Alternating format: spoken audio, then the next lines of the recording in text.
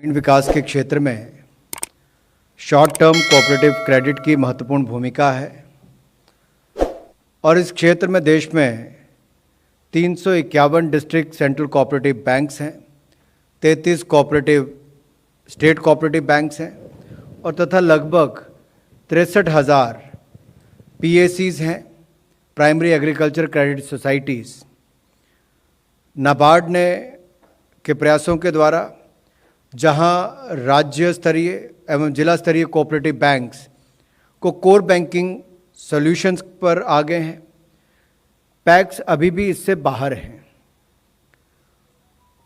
और सहकारिता के क्षेत्र को बड़ी गंभीरता के साथ जिस तरह से माननीय प्रधानमंत्री मोदी जी की सरकार ने लिया है और जो निर्णय समय समय पर हो रहे हैं, जहां आज एक बड़ा निर्णय उस दिशा में किया गया है कि देश की 63,000 प्राइमरी एग्रीकल्चर क्रेडिट सोसाइटीज़ को कंप्यूटरीकरण की यानी कि कंप्यूटराइजेशन की मंजूरी दे दी गई है, जिसका उद्देश्य पैक्स की दक्षता बढ़ाना, उनके संचालन में पारदर्शिता और जवाबदेही को लाना और पैक्स को अपने व्यवसाय में विविधता लाने और कई गतिविधियां और सेवाओं को शुरू करने की सुविधा प्रदान करने की सहायता भी मिलेगी। इस परियोजना का कुल बजट जो खर्च होगा वो लगभग 2,516 करोड़ रुपये खर्च होगा, जिसमें से भारत सरकार 1,528 करोड़ रुपये खर्च करेगी। अगले 5 वर्षों में 63,000 प्राइमरी एग्रीकल्चर क्रेडिट सोसाइटीज़ को कंप्यूटराइजेशन की प्रक्रिया को पूरा किया जाएगा। इस प्रोजेक्ट के अंतर्गत पैक्स के कार्यों को जहां एक और कंप्यूटराइजेशन करने का काम किया जाएगा, वहीं पर इसमें कंप्यूटर हार्डवेयर, ERP सॉल्यूशन यानी कि सॉफ्टवेयर हो या PMU की सुविधा हो, ट्रेनिंग मेंटेनेंस सभी सम्मिलित हैं और एक पैक्स के कंप्यूटराइजेशन पर लगभग 3,91,000 रुपया खर्च आएगा और जो पैक्स पहले से जिनका कंप्यूटराइजेशन हुआ है उनको भी 50,000 रुपया पर पैक के हिसाब से उसको पैसा दिया जाएगा, ताकि वो अपना सॉफ्टवेयर एक कॉमन सॉफ्टवेयर के रूप में बनाए और इंटीग्रेट बाकियों के साथ कर सके। इस प्रोजेक्ट के क्रियान्वयन से सभी पैक्स और हमारे जो DCC भी हैं यानी कि डिस्ट्रिक्ट सेंट्रल कोऑपरेटिव बैंक्स या बिजनेस कॉरेस्पॉन्डेंट के रूप में बैंकिंग सर्विस उपलब्ध करवा सकेंगे। रोजगार के अवसर भी बढ़ेंगे और इससे सेवाएं भी ज़्यादा बढ़ेंगी। इसके लिए इनके सॉफ्टवेयर और कोर बैंकिंग सॉल्यूशन के बीच डाटा आदान प्रदान की व्यवस्था भी होगी और पैक्स का जो सॉफ्टवेयर है को विभिन्न गवर्नमेंट पोर्टल्स के साथ भी लिंक किया जाएगा। इस प्रोजेक्ट की सस्टेनेबिलिटी को सुनिश्चित करने के लिए हर 200 पैक्स के ऊपर एक सपोर्ट यूनिट बनाया जाएगा और ये सपोर्ट सेंटर्स जो हैं एक state level PMU project management unit के रिपोर्ट करेंगे और राज्य सरकारें जो हैं इन कार्यों का ओवरऑल सुपरविजन करेंगी। पैक्स के कर्मचारियों को आवश्यक ट्रेनिंग दी जाएगी ताकि जब तक कंप्यूटराइजेशन होगा साथ साथ में इनकी ट्रेनिंग भी हो, सॉफ्टवेयर का डालने का काम भी किया जाएगा और नाबार्ड भी इसमें एक कोर टीम बनाएगा ताकि इसकी इम्प्लीमेंटेशन और मॉनिटरिंग को वो गंभीरता से देख सके। इससे फाइनेंशियल इंक्लूजन को भी बढ़ावा मिलेगा।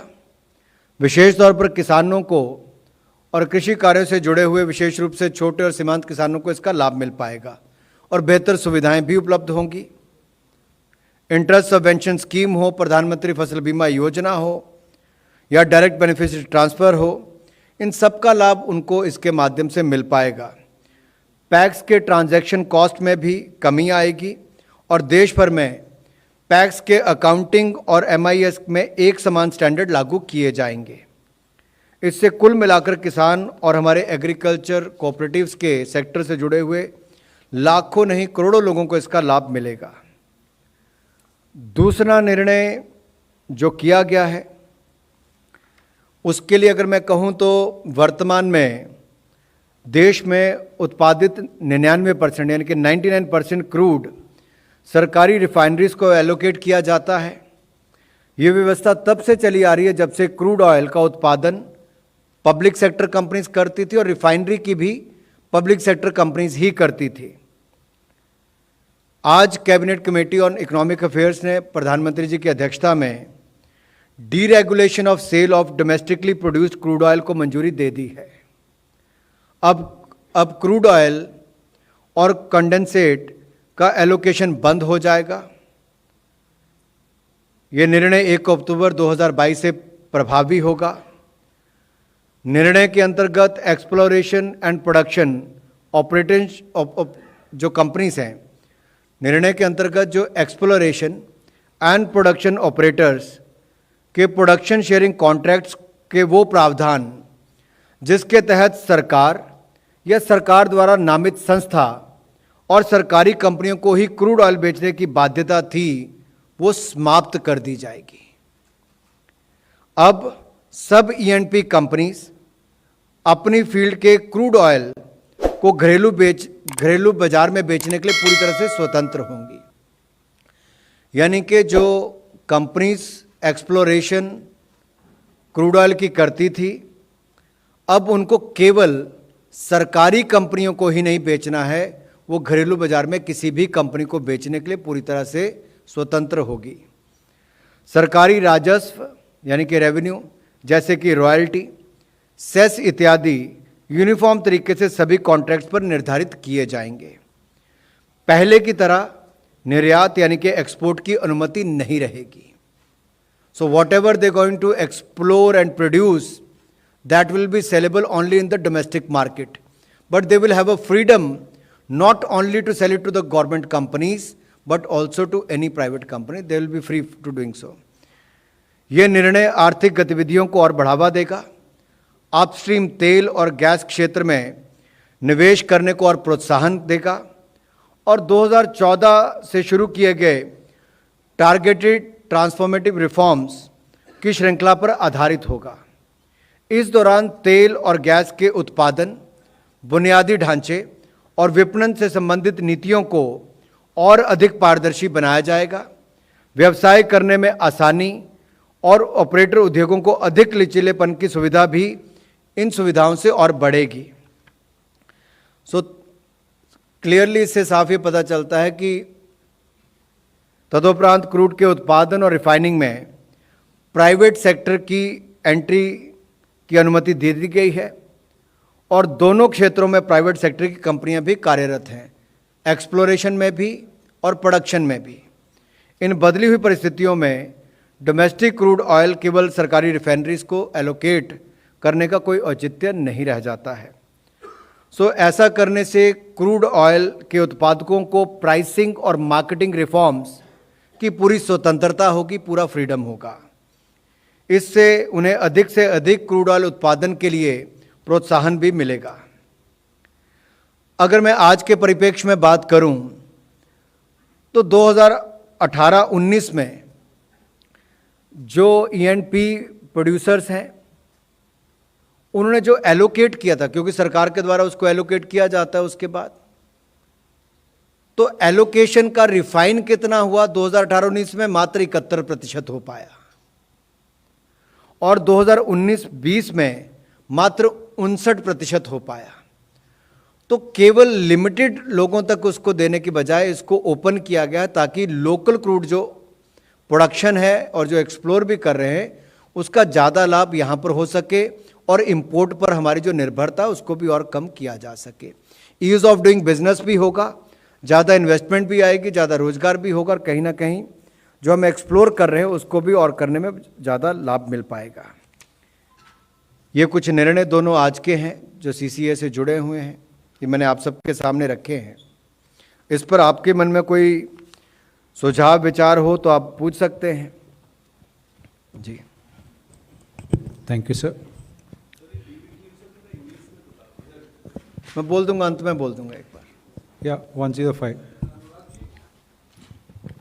जी Anurag ji, can you tell us what is the quantum of domestic production of crude vis-a-vis the total consumption in India?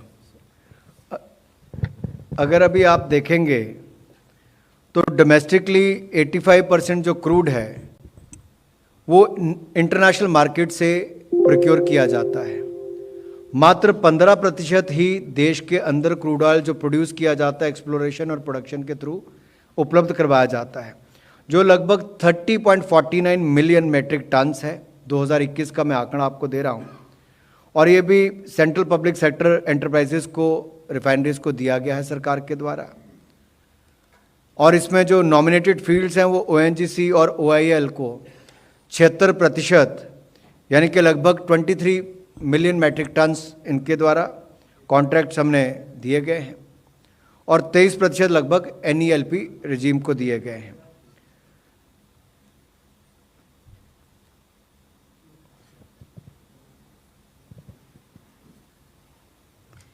Okay. उस पे मैंने पहले कहा कि पॉलिसीज ट्रांसपेरेंट भी होंगी और रेवेन्यू पे कोई इम्पैक्ट नहीं आएगा। उल्टा यहाँ से एक्सप्लोरेशन भी बढ़ेगी और प्रोडक्शन भी डोमेस्टिकली बढ़ेगी।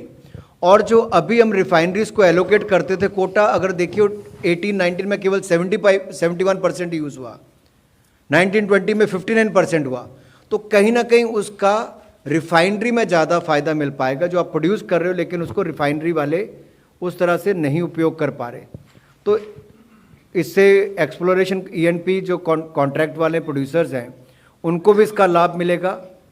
It's a win win situation for the government, consumer and for the ENP producers also. अगर दूसरा आंकड़ा मैं आपको दूं, सरकार का एक्सप्लोरेशन पर फोकस क्यों है, आज का आंकड़ा देखा जाए तो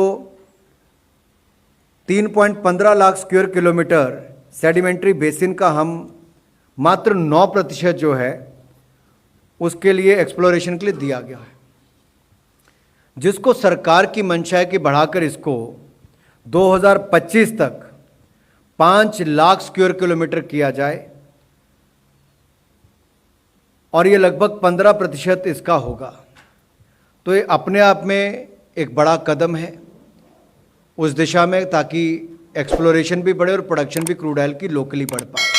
तो 3 लाख से बढ़कर 15 लाख स्क्वायर किलोमीटर इसको करने की दिशा में हम आगे बढ़ रहे हैं। Sir, if I may ask, how will this contribute and to what extent will it help the government to generate greater revenues through these oil producers? See, one is Any calculation that the government has been able to do? One is it will cut down your import in the longer run if you have more crude available locally, domestically. Second, whatever you are producing today, if that is not refined to 100% capacity, it will build up those capacities also and will be available to the other refiners also, rather than limiting only to the central government enterprises only or the PSUs only. So that way it is going to help. And there will be no revenue loss. Percentage given on what? That we can get back to you later. Yeah, this is Shahid Abbas from Informis Media. So, ji, will it also bring down the import demand, and if so, to how? see, as I said earlier, if you look at today's figure, as I said in 2018-19, whatever has been allocated, only 71% could be refined. In 1920, only 59% was refined. One is to make that available in the open market. That will help the producers, explorer and producers. At the same time, if that is being produced in the other area, that means it will going to cut down your import. That will be available in the open market. And also the figure which I have given you on the sedimentary basin, as of today, it is only 9% of the total available, which comes to about 3.15 lakh square kilometer. The intention is to increase it to 5 lakh square kilometer by 2025, which will become the 15% of the 15%. As of now, it is just 9%. From 9%, it will go to 15%. From 3.15 lakh square kilometer, it will go up to 5 lakh square kilometer of the sedimentary basin. तो एक तो वो लाभ मिला। दूसरा, अगर आप पहले भी देखोगे, इथेनॉल में भी सरकार ने जो निर्णय लिया था, 2014 में केवल 1.14% मिक्स होता था वो बढ़कर 10% हो गया, वो भी हमने समय से पहले अचीव किया है। और जो हमने 2030 का लक्ष्य रखा है उसको भी हम पहले करने वाले हैं कि 20% एथेनॉल मिक्स करने के। तो सरकार ने जो भी टारगेट जिस दिशा में रखे इस क्षेत्र में उसको पहले ही अचीव किया है, और इसमें भी हमारा प्रयास है कि इसको हम पहले ही अचीव करने वाले हैं। नंबर 17। सर, एक बहुत सहज सवाल है कि स्थानीय और देसी क्रूड ऑयल पर निर्भरता इससे बढ़ेगी, इसमें कोई संदेह नहीं। क्या इससे जो डीजल और पेट्रोल की कीमत को लेकर इतना सवाल खड़ा होता है उस पर भी कोई असर पड़ेगा, और पड़ेगा तो क्या सरकार ने कुछ कैलकुलेट किया है? मैंने आपको एक पहले ही उत्तर में कहा कि 85% क्रूड तो आप विदेश से इंपोर्ट करते हो, मात्र 15% जो है वो डोमेस्टिक प्रोडक्शन ही आपकी पूरी मार्केट में अवेलेबल होता है। और उस 15% में मैंने बताया जो आप एलोकेट करते हो उसका भी 59% केवल 2019-20 में रिफाइन हो पाया। एक तो उस क्षमता को बढ़ाने के लिए इस निर्णय को लिया गया है कि उससे ज़्यादा फायदा मिल पाएगा और आपकी डिपेंडेंसी कम होगी। दूसरा, सेडिमेंट्री बेसिन का जो आपका कुल एरिया 3.15 लाख स्क्वायर किलोमीटर जो 9% ही आज उपयोग में है, उसको बढ़ाकर 15% करके 5 लाख स्क्वायर किलोमीटर करने की बात है। तो इसका मतलब भविष्य में आप क्रूड ऑयल इंपोर्ट कम करेंगे और अपनी लोकल डिमांड को भी पूरा कर सकेंगे।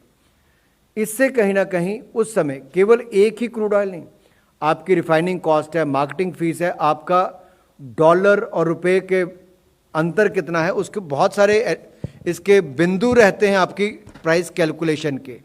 तो उसकी डिटेल में जाऊंगा तो शायद आज आपको ना बता पाऊँ कि कितना अंतर होगा, लेकिन डेफिनेटली क्रूड ऑयल की प्रोडक्शन भारत में बढ़ेगी और उसकी रिफाइनिंग में यहाँ ज़्यादा हो।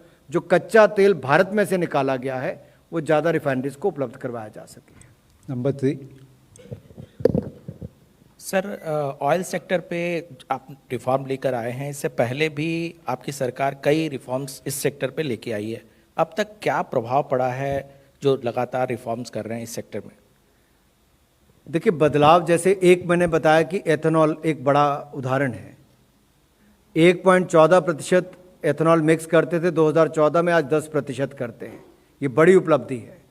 इसका मतलब आपको उतनी कच्चे तेल की और उतने ही रिफाइंड ऑयल की कम ज़रूरत पड़ी। दूसरा, हम इसको 20% करने वाले हैं अगले 3-4 सालों में, वो एक अपने आप में और बड़ी उपलब्धि होगी।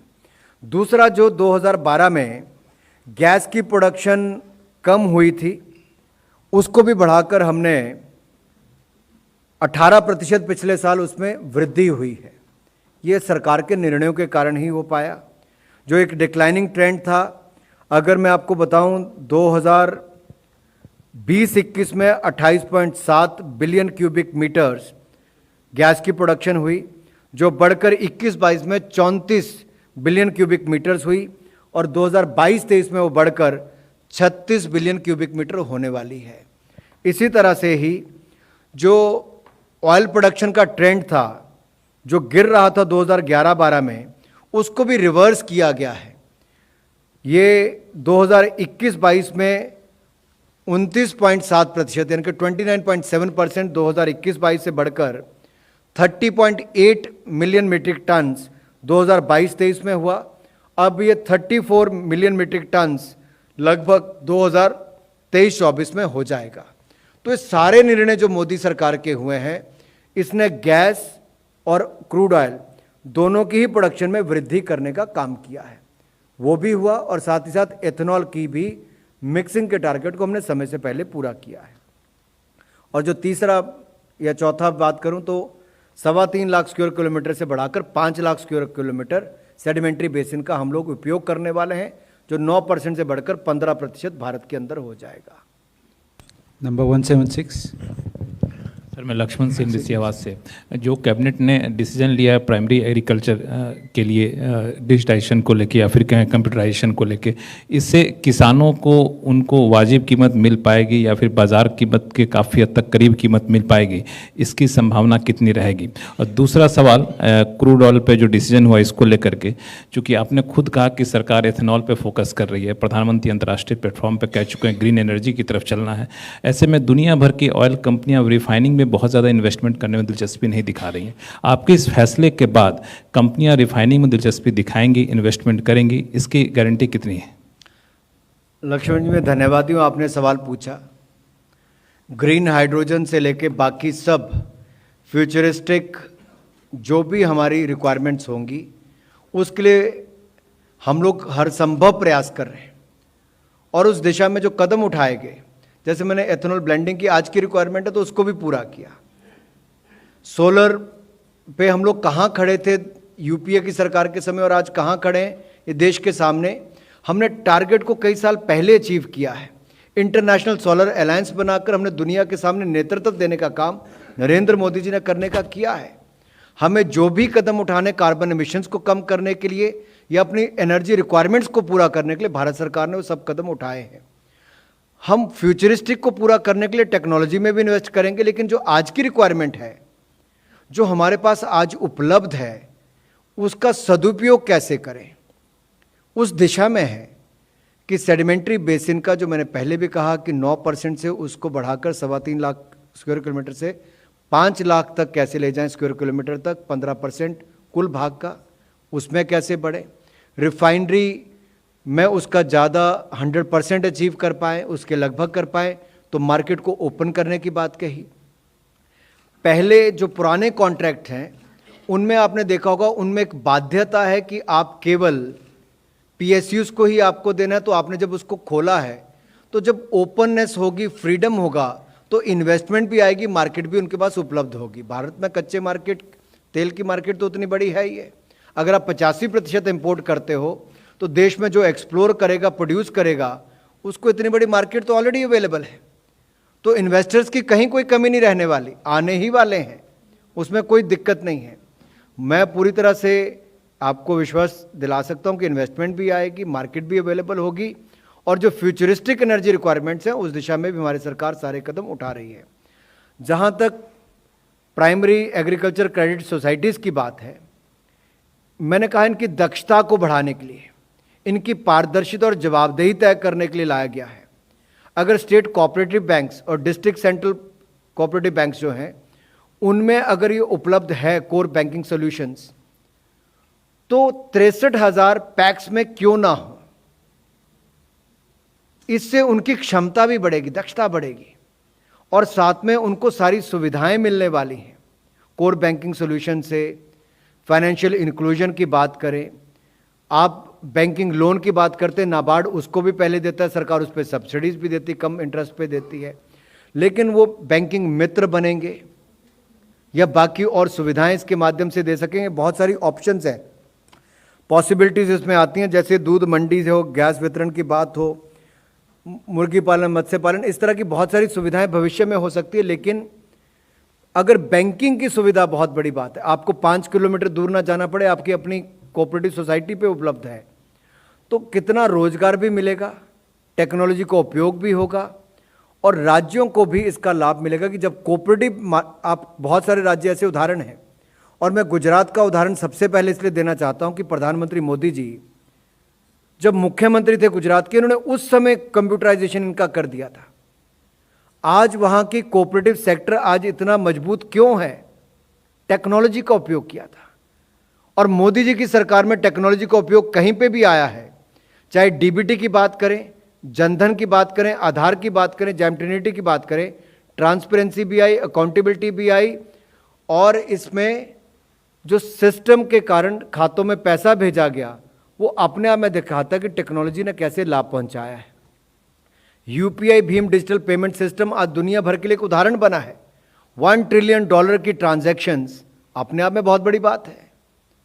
तो आज आप लिख कर ले लीजिए, पैक्स में ये जो रिफॉर्म्स लाई जा रही सहकारिता मंत्रालय के द्वारा प्रधानमंत्री मोदी जी के नेतृत्व में, एक बहुत बड़ा क्रांतिकारी कदम है, ये ऐतिहासिक कदम है जो टेक्नोलॉजी भी लाएगा, जिसके कारण पारदर्शिता और जवाबदेही भी तय होगी और हमारे सहकारिता क्षेत्र में दक्षता भी और बढ़ेगी पैक्स के माध्यम से।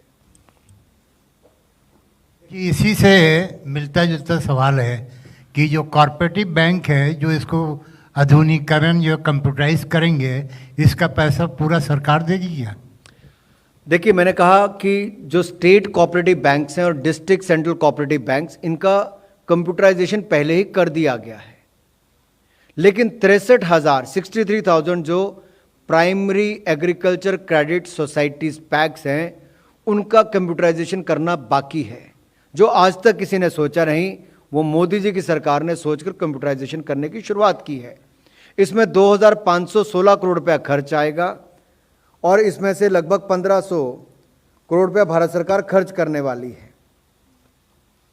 इनके बड़ा भाग भारत सरकार खर्च करे, बाकी कुछ नाबार्ड करेगी, कुछ राज्य की सरकार करेगी। 267. Mr. Thakur, I'm Ravi Shankar Kapoor, a freelance journalist. You mentioned that we know 85% crude we import, we depend on imports. Now, this has been going on for decades. Your government is here for 8 years, and Manmohan Singh, Vajpayee, previous governments were there. So, why is it, would there ever be in the foreseeable future a time that our dependence would be minimized, say 25%? See, if you look at, it's a good question. Let me say this. If the ethanol blending has gone up from 1.14% to 10%, that means some dependency has come down. Now, further it will go up to 20%, that will further cut down the requirement of the crude. And once your exploration and production in the country increases from the basin area, which will be increased from 9% to 15%, that means the domestic crude oil availability will be much more. That will cut down your imports also. So that means further going to cut down from 85% to much lower. Apart than that, moving towards the electrical vehicles, to the futuristic technology of green hydrogen and all that, which may come in future, that will further cut down your dependency on the import of crude oil. Ravindra ji. Sir, आपने गुजरात का उदाहरण दिया, हम बिहार का दे रहे हैं कि PACS के आधुनिकीकरण के लिए बहुत बड़ा कदम आपने उठाया है, पारदर्शिता की बात कही, लेकिन सबसे बड़ा जो इनिशियल वहाँ पर परेशानी होती है, चाहे कहीं भी होती है पैक्स में, जो पैक्स का चेयरमैन होता है या जो भी बड़े अधिकारी उसमें होते हैं, वो किसानों से जो खरीद करते हैं उसमें उनकी लाइकिंग डिसलाइकिंग होती है और पेमेंट में भी लाइकिंग डिसलाइकिंग होती है, डिले भी होता है, लेते नहीं है, खरीदते नहीं। क्या इस पर भी कोई लगाम लगेगा इस आधुनिकीकरण से इतने 1000 करोड़ रुपया खर्च करने के बाद? देखिए, रिफॉर्म्स तो लगातार चलती है हर सरकार में, हम लोग भी बहुत सारी रिफॉर्म्स लेकर आए हैं। और जब मैंने कहा कि उसकी दक्षता बढ़ाने की हम बात करते हैं, उसमें पारदर्शिता, जवाबदेही लाने की बात करते हैं, उनके सभी कर्मचारियों की ट्रेनिंग का कंपोनेंट इसमें है। 200 पीएसीज के ऊपर एक यूनिट बनाया जाएगा जिसको वो रिपोर्टिंग होगी, और राज्य के स्तर पर भी एक प्रोजेक्ट मैनेजमेंट यूनिट होगा। तो इतना प्रावधान इसमें किया गया कि नाबार्ड भी एक कोर टीम बनाएगा, ताकि इस पे इतना चेक एंड बैलेंस हो कि इसकी अकाउंटेबिलिटी, इनकी जवाबदेही पूरी तरह से तय की गई है। और कोऑपरेटिव सेक्टर को लेकर प्रधानमंत्री मोदी जी की बहुत गंभीरता है कि उसकी क्षमता को कैसे बढ़ाना है, किसानों को कैसे लाभ पहुंचाना है, और उसके माध्यम से व्यापार भी कैसे बढ़े, और सरकार की विभिन्न योजनाओं का लाभ, जैसे मैंने बैंकिंग मित्र से लेकर बाकी योजनाओं की बात कही, उसका लाभ भी कैसे पीएसीज के माध्यम से नीचे तक पहुंच सके। If there are no further questions, we'll close the press conference now. Thank you very much, sir. Thank you, friends.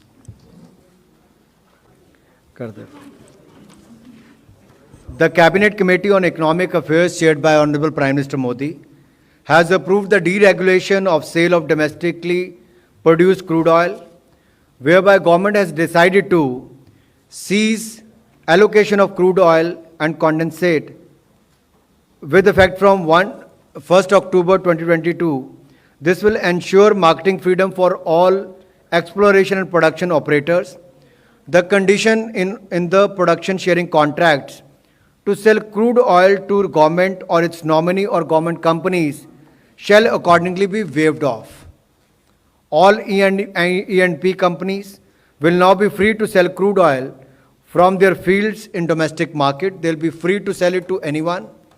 Government revenues like royalties, cess, etc. will continue to be calculated on uniform basis across all contracts. As earlier, exports will not be permissible.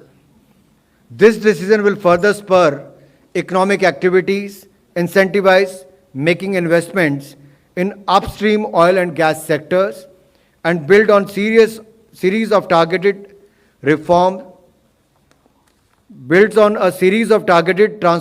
transformative reforms rolled out since 2014 The policies relating to production, infrastructure and marketing oil and gas have been made more transparent with a focus on ease of doing business and facilitating more operational flexibility to operators and industry. The other decision of the Ministry of Cooperation, the Cabinet Committee on Economic Affairs, chaired by Honorable Prime Minister Narendra Modi ji, has approved the computerization of primary agriculture credit societies, PACs, with the objectives of increasing efficiency of PACs, bringing transparency and accountability in their operations, facilitating the PACs to diversify their business and undertake multiple activities and services. This project proposes computerization of more than 63,000 functional PACs over a period of 5 years with a total budget outlay of 2,516 crore rupees, with Government of India share is 1,526 crore.